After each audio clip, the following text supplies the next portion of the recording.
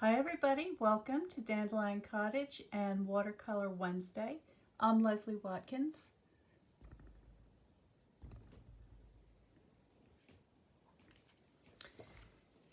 Today I want to prepare a couple of elements for a project that I will complete next Saturday. So I'm going to show you a little bit about how I prep for something. And I'm just first checking to make sure that we're connected. That looks fine. So this is the shimmery white cardstock, and this cardstock is great for stamping on. It has a really pretty finish, and I don't know that the camera will pick it up, but when you look at it very closely, it has these teensy tiny little micro shimmer and shine in it, but it's very delicate. It just adds another level of niceness to this paper. It's slightly off-white. It's not as bright as our basic white, so let me see if I can show you that.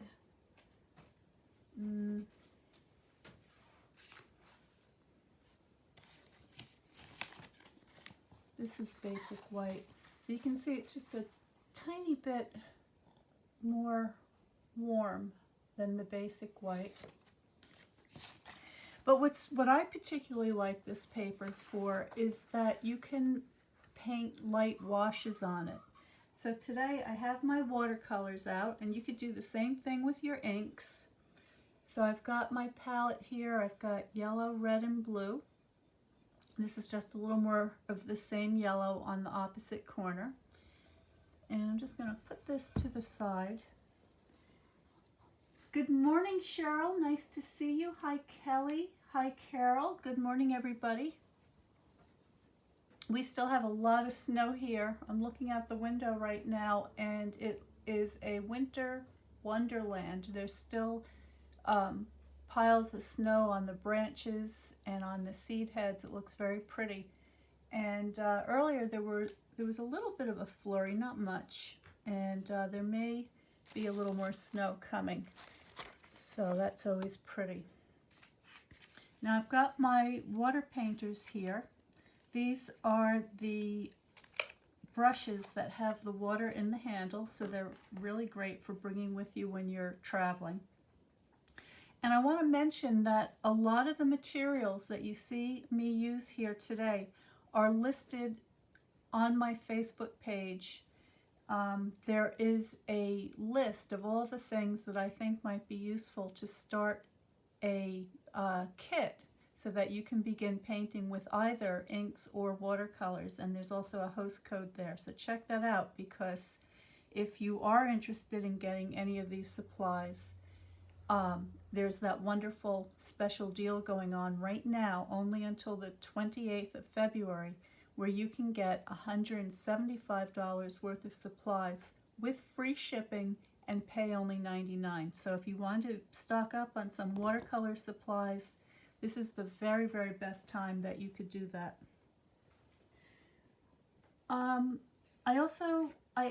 So the project I have in mind is sort of an ocean theme, which I thought would be nice for February, since we're coming into the midst of winter, and I thought maybe we could all enjoy a little bit of a staycation. So I want to show you what I do.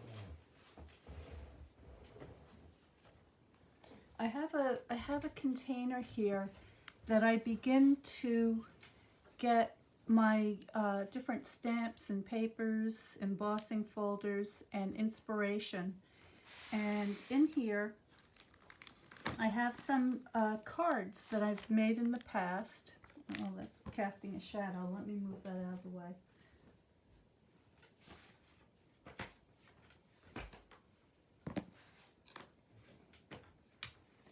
And I'll show you the stamp set I used, so that if you have it, you can... Actually, let's do this a different way. I'm going to do this an opposite way. I'm going to show you the stamp set first. So in this bucket, I've got all kinds of stamp sets that relate to the ocean, fish. I've got seascape. Some of these are retired, some of them are not.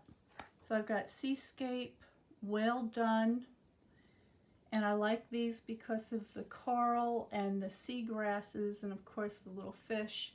Love the texture. And then I have these. So this Seaside Notions, I think, is the one that you're going to see in the card samples that I'm going to show you. Sea of Textures. These, I believe, are both retired, but wonderful, wonderful sets. I always like the sets that have a border motif and have some sort of a pattern that can be used in the background.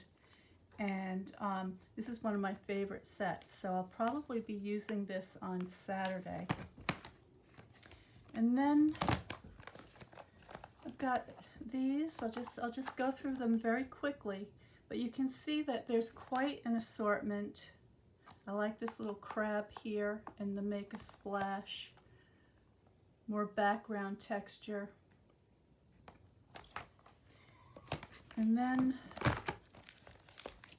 I've got this very vintage set, which I love. I bought this, I believe, on eBay, and actually no, my friend Mary was selling this, and I bought this from my friend Mary, and I just love, look at that coral and that lobster. The drawing on this is so nice. The seahorse is gorgeous. Seize the Day. Many of these sets also come with embossing folders or dies or both, okay? And finally,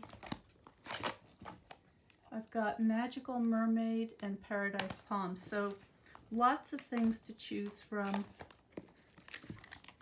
I also have this embossing folder that's called Seabed, and this is one of the particularly beautifully designed embossing folders. I don't think this is available anymore, but I'm going to show you something that is, and this is very fun. So I've got this little stamp set. This is in the current catalog. It's called Pure Magic, and it's got this very cute little mermaid here, and I want to stamp a couple of these so that I can paint them and cut them out. I'm also going to use this larger mermaid from Magical Mermaid, and this is a retired set. So some of the cards that I made using these things look like this. I'm going to zoom you in because I used that beautiful embossing folder. Now if you don't have the Seabed embossing folder, I'm sorry you don't have it because it is pretty spectacular, but that's okay because there are other embossing folders that you can substitute for it. So for instance, there is a fern embossing folder that would make a very nice background. There are some geometric, swirly, kind of Baroque looking background embossing folders that would work equally well. And what I did was I embossed the paper. Actually, this was, I'm looking closely at it, this is the shimmery white paper. So I did a little watercoloring first, then I embossed the folder, and then I used my, my sponge, and I just picked up some of the designs in relief. So here's another case of the same thing. And this, of course, has these stamped images, the die cuts, this beautiful seagrass in the background, and some little crystal bubbles and pearls. So lots and lots of fun with the ocean theme. So that doesn't belong. Let's see, I think that does it. Oh, here's one more. Okay, so here's one that has lots of nice texture on it and some sparkle. I'm using that extra wide crumb cake ribbon that you can print on, so you can put a sentiment on the ribbon, which is very pretty. And then again, the die cuts. This is from the Texture Chic. You can still get these beautiful dies. They look like fishnet or burlap, and they make a wonderful addition. And this background paper is also the Texture Chic. So lots of things here that you will be able to get. All right, so I'm going to clear the surface here, and I'm going to get busy. Here's a better example of the embossing folder used in conjunction with the watercolor and the sponging technique. And you could probably use your blending brushes and get a similar effect. What you can't see is that I also added some Wink of Stella. Let me take this out so maybe you can see it. I don't know if the camera will pick that up, but there is some sparkle on there. You'll have to take my word for it. Okay.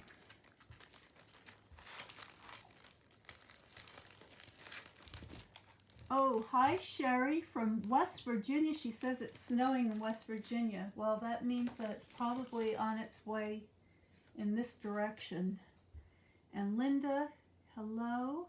It's snowing in Michigan, Carol says. And here's Lynn from Chattanooga. I just love saying Chattanooga. That's the coolest name of a city ever. And Ginger's here. Hi everybody. Well, I'm not going to keep you too long today. I'm going to do a little bit of fun stamping and painting. So let me get, I'm working on mermaids today. So I'm going to grab this big mermaid, get her out, and yeah, there's a lot of nice stamps in this set. And then I'm going to need a larger block for her. So let's see what I've got here. This should do it. So this is an E block.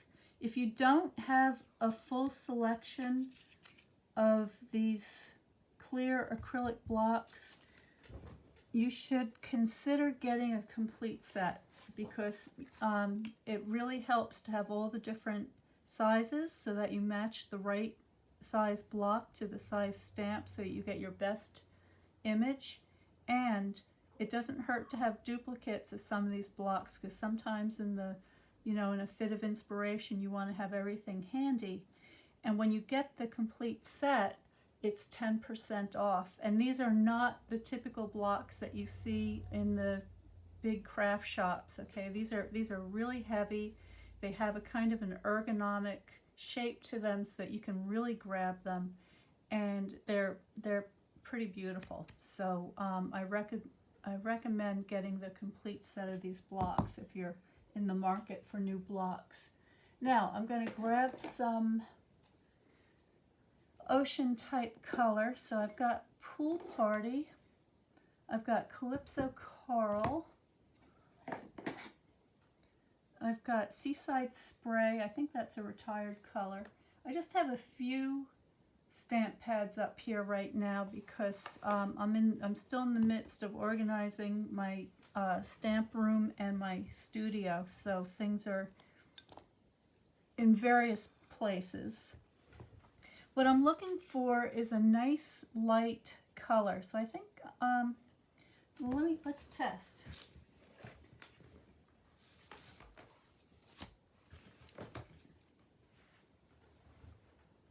I'm going to try the Seaside Spray and see how dark this prints. Now, because my mermaid is underwater, or will be underwater, I want her to have a kind of a blue-green tinge.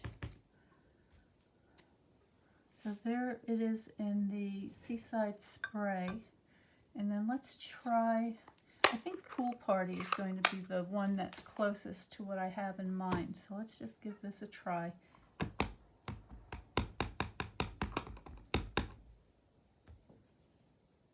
Oh, that didn't do much. I may have to re-ink my Pool Party. Having the ink pads near the wood fire is not a great combination. Yeah, I think that pad's pretty dried up. All right, I'm going to have to go then with maybe the Coastal Cabana. This, I'm afraid, is going to be too dark, but maybe a second generation will work.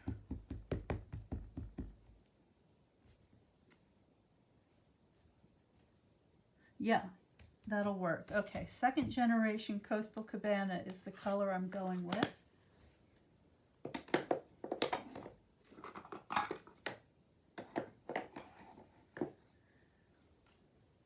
Margaret Duncan. Hello, Margaret. She says, try soft seafoam. You know, that is so light. I do have that. It's not handy at the moment. This will work. It's not that big a deal because I'm going to be painting and a lot of the ink is going to melt away. So this is actually just right. So this is second generation Coastal Cabana, and I'm just getting enough of an image here to show me where I'm going to be painting, and while I'm at it, I may as well get, oh, so there, I forgot to, sorry, I'm off camera, let's fix that. There she is, full strength. So if I stamp off and then stamp, that's just right. Okay. Now because these mermaids are so tiny, I'm going to zoom in a little bit so that you can see better.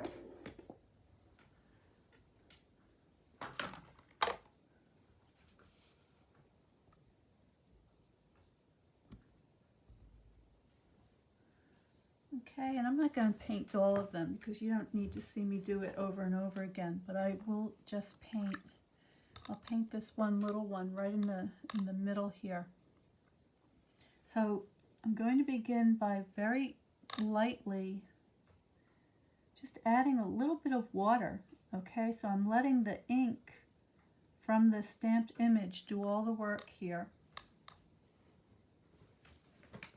And I need a paper towel, so let me just grab a paper towel.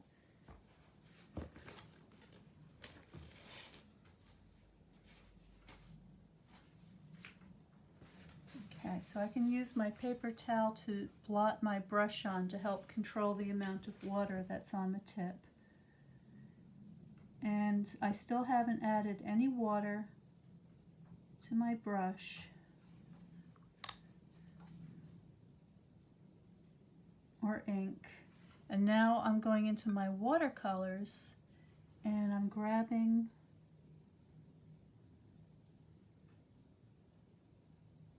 a darker color so I can just add a little bit of variation to the tones. Now I also have some of the what is it called? It's like iridescent watercolor. It has all sorts of sparkles in it, and I think it's called iridescent watercolor, and that is something that I may want to add to my mermaid at the end. So I'm just kind of flooding the area with a little bit of paint and a little bit of water and just slowly building her up. Now, I want my mermaid skin to have a little bit of a greenish tinge to it because I think that's what mermaids have. So I'm adding a little bit of pale yellow, and I'm picking up that ink that's on the outline, and that's just helping to give her that pretty mermaid kind of a color. And I think for her top of her outfit, I think I want to paint that in gold. So I have some gold ink here. I'm just going to shake. Oh, actually, you know what? Do I want to use this? Yeah, I do. Okay. So I have this gold ink, and I'm just going to shake that up.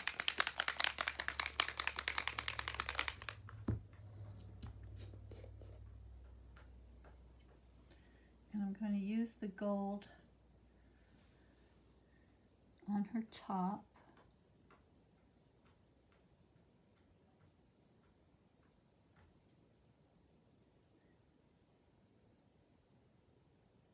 And she is very tiny, so I'm trying not to get my head under the camera as I look to see what I'm doing here.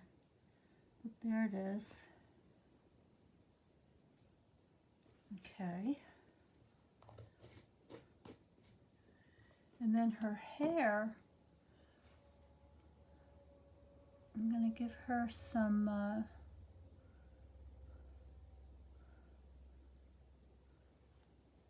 kind of strawberry blonde hair, but I'm letting some of that ink, that gold ink, get into the mixture as well, so that there's a little bit of sparkle on her hair too.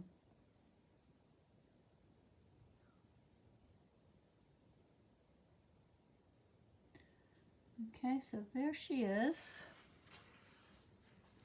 I can go back into her tail now with a slightly darker color.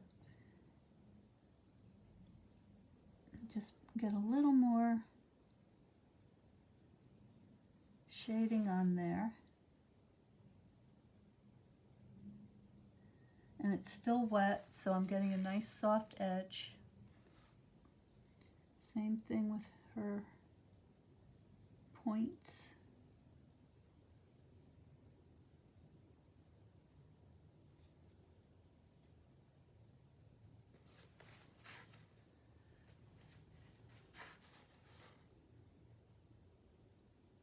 Soften that edge so that it bleeds into the wash that I already put down on there. And then just a couple little accents, I think, in her hair. So this time I'm going to add a little more red to my yellow.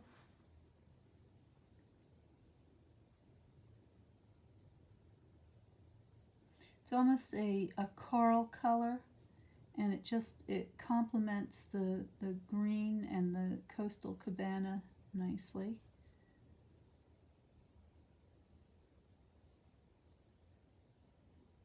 And when this is completely dry, I'm going to go over the whole thing with the Wink Stella. Well, I don't think I need to go over where the gold is, but the rest of her. So let me just see if I can, you can see that pretty gold ink sparkling. All right, so that's all I'm going to do today. I'm just going to paint these mermaids very simply using my watercolor. Once it's dry, I'll add a little sparkle, and then what I'm going to do is I'm going to cut them out. I'm going to fussy cut them, which you clearly do not need to see me do in real time, because that would be very boring.